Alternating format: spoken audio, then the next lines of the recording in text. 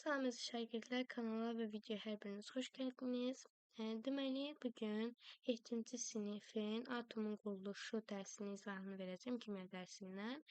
Səhifə 39-dakı çalışmaları yalnız yerinə yetirəcəyik biz bugün. Səhifə deməli 39-dakı çalışmaları yerinə yetirəcəyik. Deməli, mən dərsin izahını vermirəm, çünki dərsdə izah olunacaq bir mövzular olmadığını düşünürəm. Hətta az öncə çəkib mən burada belə sizlərə izahını göstərmişdim. Sadəcə olaraq o video silindi və ona görə də ki, hər dəfə mən bu problemi yaşayıram. O video silindiyi üçün artıq biz təzə videoya başladıq. Lakin heç də moral pozmağa ehtiyac yoxdur, əksinə. Video qısalmış oldu. Sizlər də daha tez-tez tapşırığın izahına keçmiş olasınız.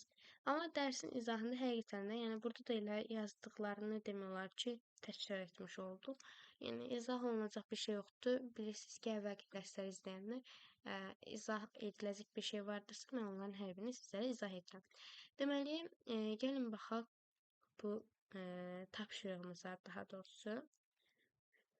Tapşırığımıza baxaq. Deməli, öyrəndiklərinizi tətbiq edində birinci tapşırıq. Bizə deyir ki, İngilis kimyaçısı John Daltonun atom maddənin John Dalton deyə oxuyasınız bunu. Kon, nə bilim, kan, belə bir şey oxumursunuz. John Dalton deyirsiniz sadəcə olaraq. John Daltonun atom maddənin bölünməz hissəcidir fikri müasir tədqiqatlara görə düzgündürmü? Bir də oxuram, ola bilər başa düşməyə bilərsiniz, tez-tez oxudum çünki. İngilis kimyaçısı John Daltonun atom maddənin bölünməz hissəcidir fikri müasir tədqiqatlara görə düzgündürmü? Xatırlayırsınızsa, siz az öncə dərsi oxumusunuz, əgər oxumusunuzsa və burada belə bir söz demişdi John Dalton. Mən bu fikirlə razılaşmam açıqcası, məncə heç kim razılaşmaz, çünki biz belə bir şey öyrəndik ki, deməli, atom özü, deməli, proton, neytron və elektronlar kimi daha kiçik zərrəciklər bölünürdü və beləliklə də sübut etmiş olduq ki, atom maddənin bölünməz hissəsidir demək yanlış fikirdir. Çünki müasir tədqiqatlar atom, proton, neytron və elektron kimi daha kiçik zərrəciklərə, yəni daha kiçik zərrəciklərə, yaxud da belə deyə bilərik ki, biz daha kiçik zərrəciklər sözünü, deməli, proton, neytron və elektronlar kimi daha kiçik zərrəciklərə sözünü belə deyə bilərik. Subatomlara bölünə bildiyini sübut edib. Subatom da bax belə yazılır. Göstərim. Yəni kiçik yerinə bunu da deyə bilərsiniz. Kiçik zərrəciklər dedikdə subatom da deyə bilərsiniz. Daha biraz elmi kimi, elmi dildə çıxır da ona görə. Daltonun fikri yalnız atomun kimyəvi reaksiyalarda bölünmədiyini demək olar. Yəni atom kimyəvi reaksiyalarda bölünmür. Bunu demək olar. Amma bizə deyib ki, maddənin bölünməz hissəsidir deməklə yanlış bir şey deyib. İndi keçək ikinciyə. Deməli,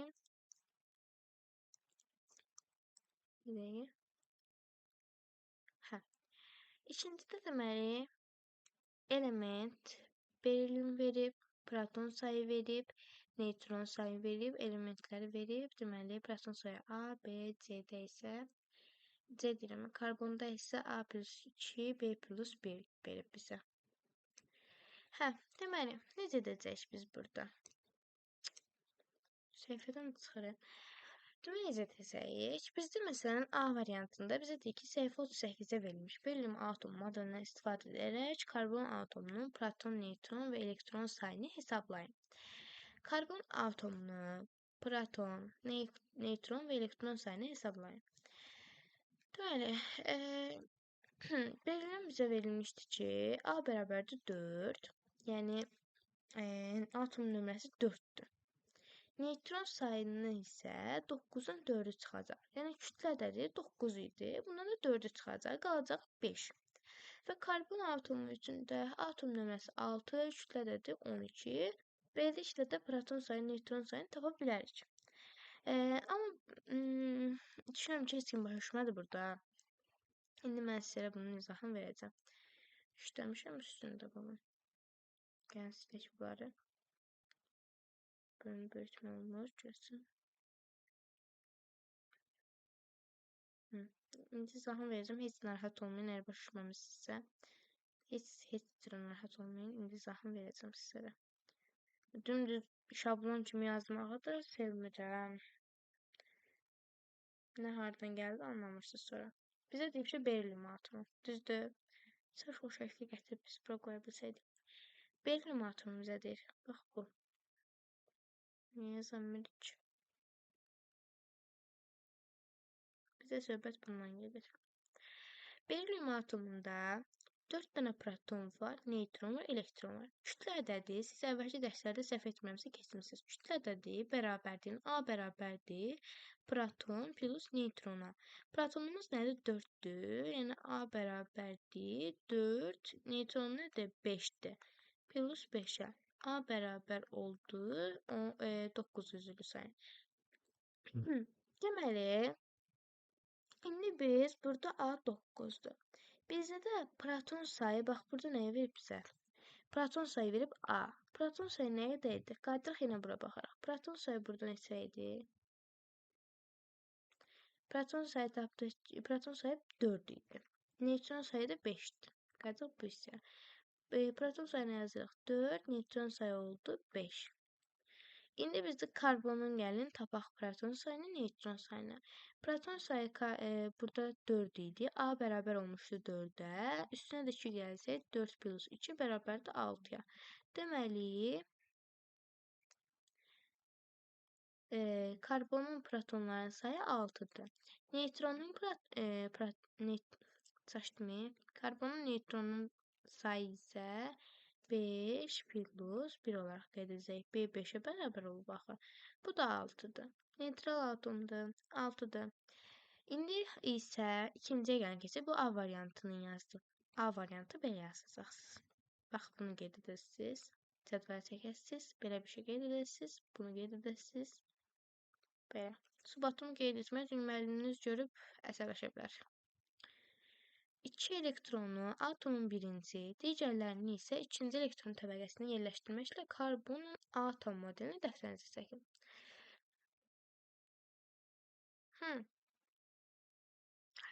Deməli,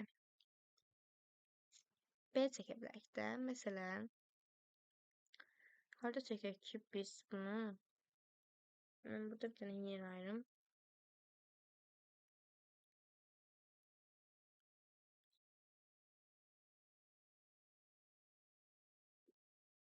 Belə baxın, bax, bizə deyir ki, biz bayaq belə bir şey gördük, şəkil gördük də. Siz də gördünüz. Belə bir xəttlər çəkmişdi bizə. Ortada da, nə bilim, proton. Hətta eynisini çəkək.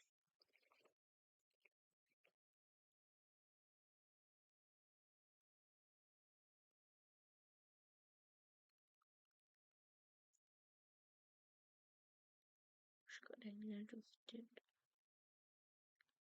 Renkləşdirmək daha sərf edir ki, daha aydın şəkildə sizə izah vermək olur orada. Belə biraz başa düşməyi çətin hala gətirir. Bu hissədə də bizə indi deyir ki, baxın, atomu çəkdik. Atom bax budur. Atomu çəkdik. Bizə deyir ki, birinci təbəqədə, birinci energetik səviyyədə, bax, birinci təbəqədə, birinci qatda 2 dənə elektron yerləşdir. Birini qoyuram bura və istədiyim yeri qoya bilərəm. Birini qoyuram bu hissəyə. Birini qoyuram bu hissəyə. Sonra deyir ki, digərlərində artıq bu hissəyə yerləşdirək. Yəni, ikinci elektron təbəqəsinə. Biz də karbonda gördük ki, 6 dənə proton var. 6 dənə protondursa, bu da bərabərdir, deməli, elektronların sayına. Elektron da bərabər olacaq -6-ya da. Həmişə mənfi də axı onun şərti işarəsi. Biz belə bir şey öyrəndik, axı səhv eləmirəmsə az öncəki dərsdə. Yazasınız ki, -6. Nəysə, mənfinin, müsbətin burada aidiyyəti yoxdur. Sadəcə olaraq, yəni mənfidir şərti işarəsi. Bunu öyrənin. Yəni, elektron bərabərdir 6 yazsınız, bu səhv deyil. Heç vaxt səhv ola bilməz. Bunun kimi sizə səhvdirsə, yəni siz özünüzü haqlı çıxardın ki, bu səhv deyil. Sübutlarla, faktlarla deyin siz buna. Şərti işarəsi də sadəcə olaraq bunun mənfi. Hə, sonra isə digər qalanlarını da altdan çıxaram içini və ikisini buraya yerləşdirdim. Qaldı neçə? 4 dənə. 4 dənəsini bu hissələrə paylayacağım ikinci energetik səviyyəyə. Birini bura qoyaram, birini bura qoyaram. Bunlar da şimdi bir dənə keçək ki, bu 3 dənə, birini bura olsun 4 dənə. Bax, belə çəkəsiniz şəkli. Ortasında da belə bir şey çəkəsiniz. Biraz böyük çəkəndə indi siz bunu. Mən indi bunları sileyim. Və qəşəng çəkimdir. Bir dənə bura qoyaq. Bir dənə bura qoyaq. Haydi, bir dənə bura qoyaq. Mütəqəs.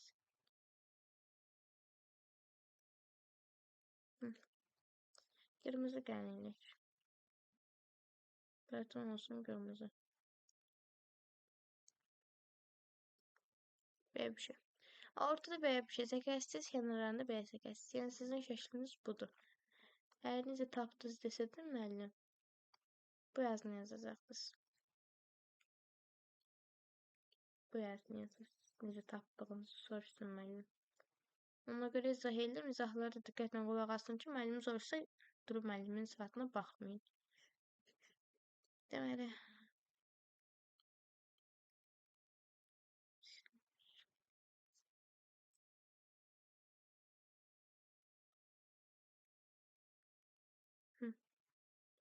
indi artıq biz ekrana böyüdək. Böyüdəkdirmiş, çildəklər olursun. Hə.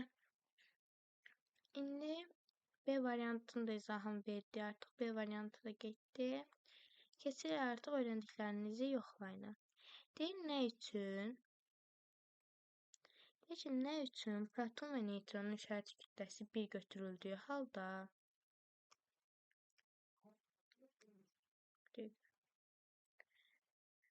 elektronun işarəti kütləsi təqribən 0 qəbul edilir.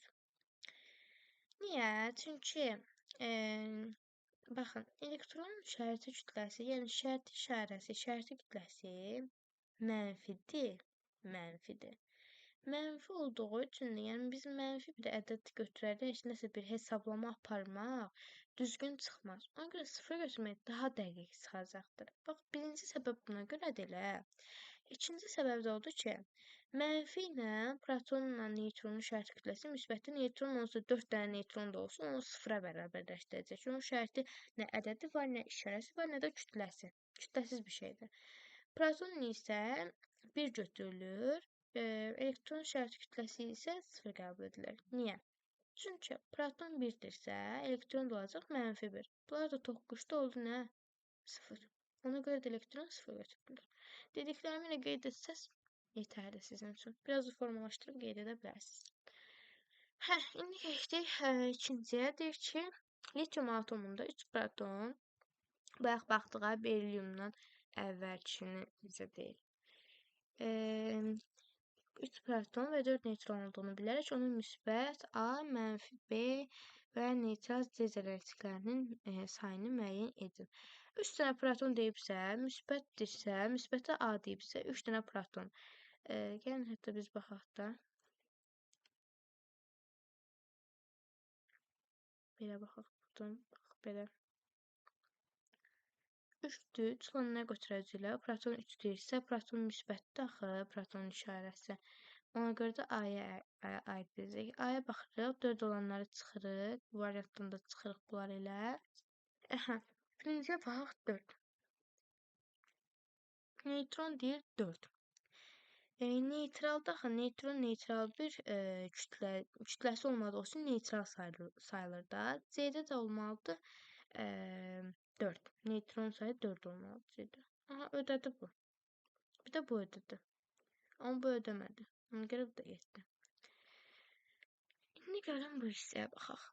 B-də isə mənfini deyir bizə. Protonun sayı, bunu da qeyd edin. Proton sayı bərabərdir elektronun sayına. Bunu siz ayrı yerdə qeyd edin. Çünki YouTube-dan baxdığınız bəlli olmasın. Protonun deməli sayı bərabər oldu nəyə? Elektronun sayına. Daha aydın şəkildə yazaq. Hətta biz bunu gəlin.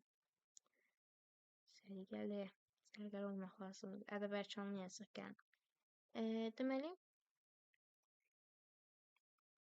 yazdığımız yadımdan çıxmışdı. Proton sayı bərabərdir elektronun sayına. İndi burada baxırıq ki, B variantında, B sütununda artıq bu sütunları biz dəqiqləşdirmişik. Bax, bu da düzdür, bu da düzdür. B sütununa isə baxırıq. Biz bax bu hissədə. Bizim fikrimiz bura yönəlsin. Bu hissələrə baxmırsınız. Burada bizə deyir ki, 4-dən 3 verib.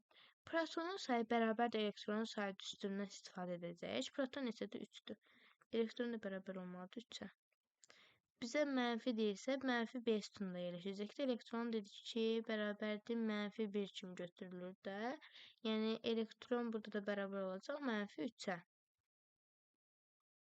Mənfi 3-ə bərabər olacaq. Ona görə də elektronumuz 3 kimi götürülür. Bax, görürsünüz, burada mənfi işarəsi yazmayıb. Ona görə elektron bərabərdir 3 yazsa səhv deyil. Şərti işarəsinə əsasən mənfi 3 yazılır. Burada bizə deyib mənfi, amma görürsünüz ki, mənfi yazılmır. Yəni, bu hissəyə diqqət yetirin. Çalışdığımız qədər də dediyim cümlələri biraz təhlil edin ki, nə demək istəyirəm, bunu anlayın. Düzdür, qalanda mən sizlərə çalışdığım qədər izahını verirəm. Gördük ki, 4-dür, 4 ola bilməz, 3 yazmışdıq. Doğru çıxan, doğru cavab B variantı oldu. 4 niyə olmadı dedik. Neytron, biz buraya yazmadıq ki, neytron bərabərdir elektron. Proton bərabərdir elektron yazmışıq da. Elə buna görə də, silim başı çıxartmasın. Elə buna görə də proton elektronla bərabər olduğu üçün protonumuz 3 idi, elektronumuz da 3-ə bərabər oldu. Ona görə B sütununda mənfini soruşur. Mənfi də aiddir bizə elektrona axı. Hətta şunu yazacaq elektron, proton, neytron. Elektrona aid olduğu üçün, saç bunu başdan yazardım. Elektrona aid olduğu üçün proton elektron bərabərdir. Elektron oldu 3. Elektron oldu 3. B sütununda 3. Cavab B variantı. Geçək 4-cüyə. Aha, 4-də görək nə deyir bizə? Deyir ki, 4 proton, 5 neytron, 4 elektrondan təşkil olunmuş berilyum atomunun nüvəsi neçə zərrəciklərdən təşkil olunmuşdur? Aha, çox maraqlı bir sualdır. Gəlin baxaq. Deyir ki, burada berilyum atomunun nüvəsində nüvəsi deyir bizə. Nüvəsi neçə zərrəcikdən təşkil olunmuşdur? Neçə deyir ha? Bax, deyirsiniz ki, neytron neytraldır da, neytronun ədədi qiyməti yoxdur, nə bilim nəyi yoxdur deyəsiniz. Düz deyirsiniz. Amma siz burada bir şey diqqət etməmisiniz, bir söz deyirsinizsə. Neçə deyir bizə, neçə zərrəcikdən təşkil olunur, nə qədər demir axı. Elə buna görə də diqqət etməli olduğumuz məqam var. Hə, indi yazırıq bura. Atomun nüvəsi nədən təşkil olunur? Atomun nüvəsi nədən təşkil olunur? Neytrondan və elektrondan. Çaşdırmıyorum. Protondan. Neytrondan və protondan təşkil olunur. Deməli, burada bizə deyir ki, neytronu 5-dir, protonu da 4-dür. Neçə zərrəcikdən təşkil olunur? Nüvəsində də bu, atomun nüvəsində neytronla proton yerləşmir. Bunların cəmini tapacaq. Proton 4-dür, neytron da 5-dür. Bərabərdir 9. Cavab olacaq 9. Bax, buna aiddir cavab sadəcə olaraq.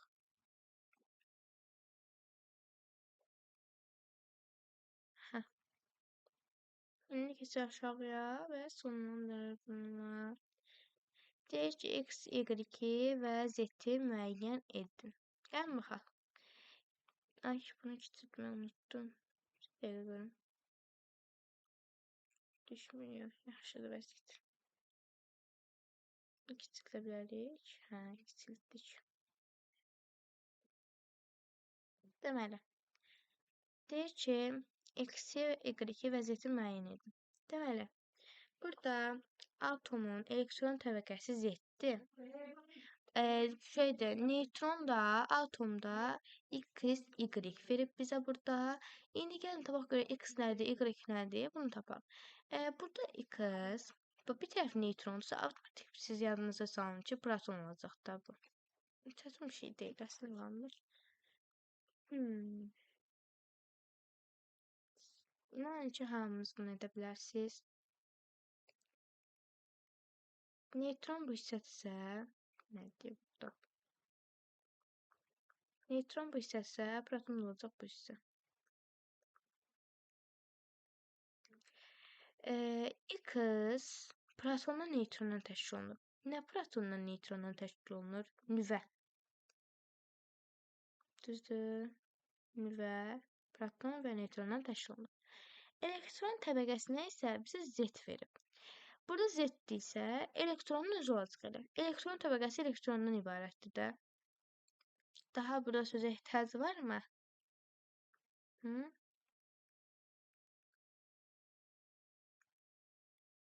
Elektron təbəqəsi də elektrondan təşkil olunur. Bu qədər sadə bir şeydir. Yəni elektron təbəqəsi nə idi uşaqlar? Şəkildə yazmadım. Və nüvə elektron təbəqəsi seçmişdi ya bayaq. Bu atomu təşkil edir. Burada həmin protonla neytron falan qeyd etdik. Hətta belə qeyd edək. Proton, neytron falan qeyd etdik. Bu da olsun yekə bir elektronlar. Elektronları da belə qeyd etdik də. Səhv yerdə qoymayayım. 4 dənə qeyd etdik. 2 burada, 4 burada. Bax, bu hissələr elektron təbəqəsi adlanır. Elektron təbəqəsində nə yerləşir? Elektronlar yerləşir. Bax, qarşısında elektronlardır. Nüvədə nə yerləşir? Protonla neytronlar. Bu qədər sadə. Ümid edirəm dərsi anlamısınız. İnşallah anlayarsınız. Əgər sualınız varsa, başa düşmədiyiniz bir hissə oldusa, şərhlərdə qeyd edin. Yaxud da ola bilər ki, burada kənardan səslər gəlir və siz bunu anlamamışsınız. Ona görə də şərhlərdə qeyd edin, mən sizlərə açıqlama verəcəyəm. Ümid edirəm anladınız. Əgər videonu bəyəndinizsə, sizə bir az da olsa yararlı oldusa, az yox, məncə çox yararlı olacaq. Yararlı oldusa, videoya like atırsınız, kanala abunə olursunuz ki, video daha çox uşaqların önünə çıxsın, daha rahatlıqla uşaqlar da sizin kimi tapşırıqlarının cavablarını yaza bilmiş olsunlar. Sağ olun, salamat qalın.